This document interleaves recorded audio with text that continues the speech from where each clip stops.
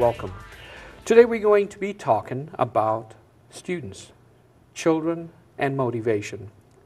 I like to think about motivation as an inside job, and I have panelists, people that I've invited, to talk about how we motivate children to learn.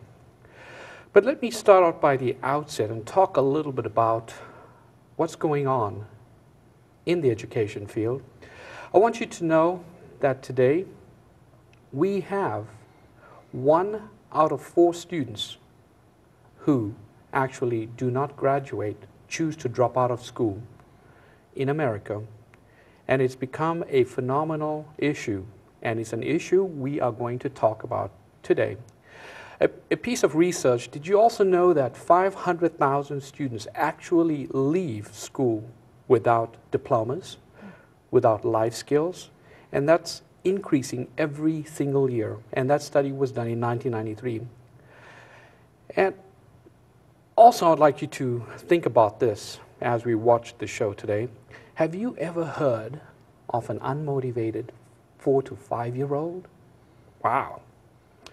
As children grow older, they begin to accept their teacher's evaluation of their ability as being true. Children's expectations for success remain high until the 2nd or 3rd grade. Did you also know that almost every decision we make about schooling is made by educators, by school administrators, policymakers, and it has some type of effect, intended or not, on motivation to learn. So this motivation is a very, very important issue. So today I am so excited to have with us our panelists from Scales Elementary. I'll let you introduce yourselves, and we'll start with you. I'm Don Barsh, the assistant principal at Scales Elementary. Welcome, Don. I'm Katrine Stevens, principal at Scales Elementary. Thank you for joining us. And I'm Andre White, and I teach 5th grade at Scales Elementary. Yes, and thank you, Andre. Let's start out with a general question. What do we have to do to change this? Where are we with motivating students to learn? I hear time and time again parents talk about children are just not motivated to learn.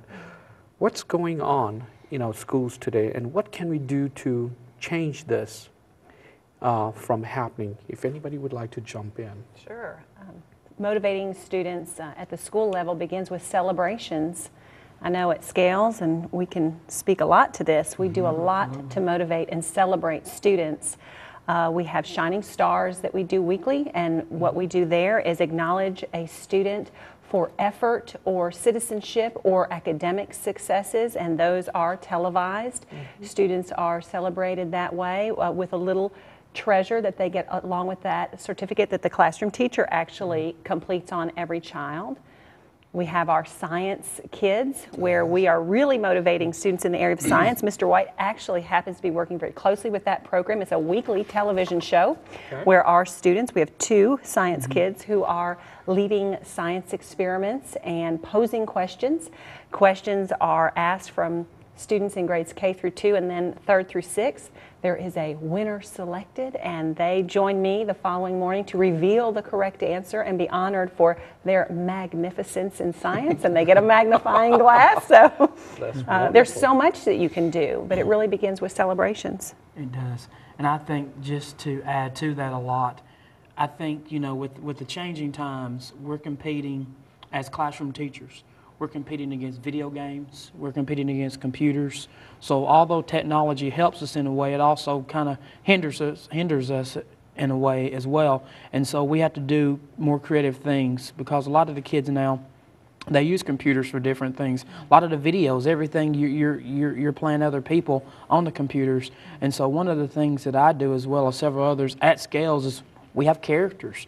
We dress up as different characters and do things like that to motivate the kids. Where these characters will come in and teach a lesson, and the kids really get into that. I think the way of sitting and pulling out a book and looking at it, I think that's kind of going to the wayside now. So we have to really keep up with the changing times. I think we have to have fun. That's what we try to do a lot. It's, you know, I think for so long we've been afraid to have fun be synonymous with education. And I think they need to see the adults having fun. I think that or the the teachers and administrators. And what both Ms. Stevens and Mr. White were talking about, it's all kind of part of it. You know, we're rewarding, we're celebrating, we'll do some crazy things on morning announcements and things like that, just to have an environment that is welcoming and fun, not so rigid and just kind of the same thing every day. Sometimes it's a new adventure every day, so that's what we're trying to get. Thank you, Don. Thank you, Ms. Stevens, and thank you, Andre. Sounds like at Scales, you're building bridges. You're building bridges every day. Sounds like Absolutely. you're moving towards more of a positive environment. But I still get questions about students. For example, one of the students I worked with, his name was Josh, and he had just complete lack of motivation. He can be best described as someone who's just sliding by, doing the minimum, affecting his grades, a complete disconnect or a complete disengagement. I'm also hearing that students are finding a disconnect with the curriculum. They say things like, when are we going to use this? Why should we be doing this?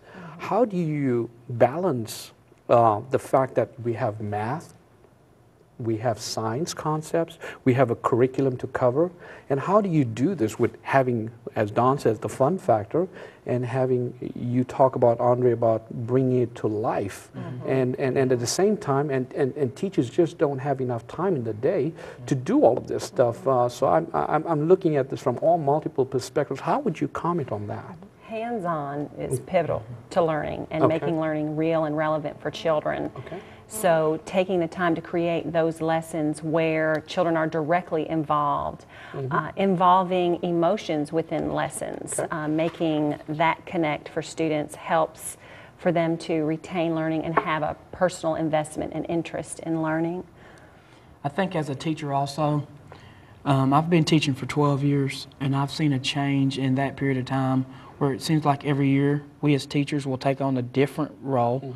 And one of the things that you have to learn how to do now is you really have to learn how to manage your time. And with that, you have to chunk a lot of things together. You bridge and bridge gaps between different subjects, bring in a lot of different concepts at the same time, and make it meaningful for each individual. Back to your question, I think the motivating factor is, I think the challenge is knowing your students as individuals, and then you have to dig in. And one kid may need to write songs, another kid may need to role play. You just have to know your students and find what it is that motivates them. And easy ways to do that, obviously interest inventories, but personal one-on-one conversations to determine what would be motivating. You mentioned a student who has a disconnect somewhat and seems unmotivated. Really spending time and reaching out to the family and working together as a team and maybe pulling in some other resources to figure out what would be motivating or inspiring for that child to desire to pursue more learning or higher interest and that kind of thing. So sometimes it's a team effort. Sure, thank you. Don?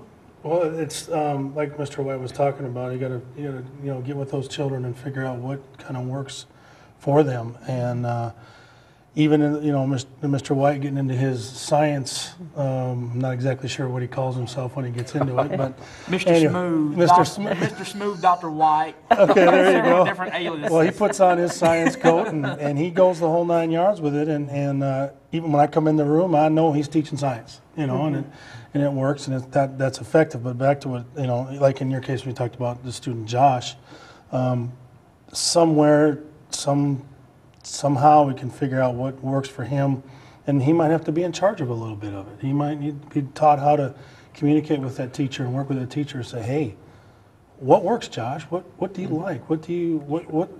Tell me. And then, kind of, they might tell you what they want to do or how they like it, and say, okay, well then you do it. Sure. And get them involved and see what they can do.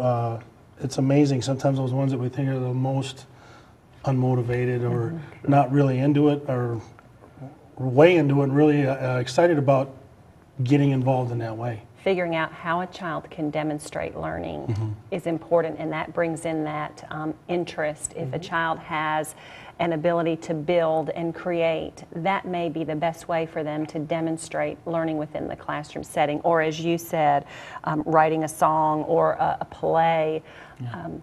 Looking at having students to perform things in a more innovative manner to heighten interest and motivation is important. Okay. Thank you very much. I would like now to share with you a field study that I've conducted. What I've done is I've set a few questions, and I asked some field investigators to go out into the field and ask the question about motivation and ask the actual customer, the customer being the student.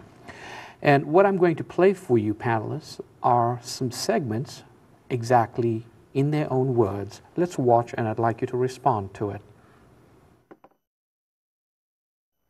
Just if your teacher gets really excited, it's just almost automatic for you to get excited as well. I mean, if your teacher says, oh, this will be so interesting, and we can, have a special day when we just do this, and, to kind of help you learn about it, that really just, makes it more exciting for me.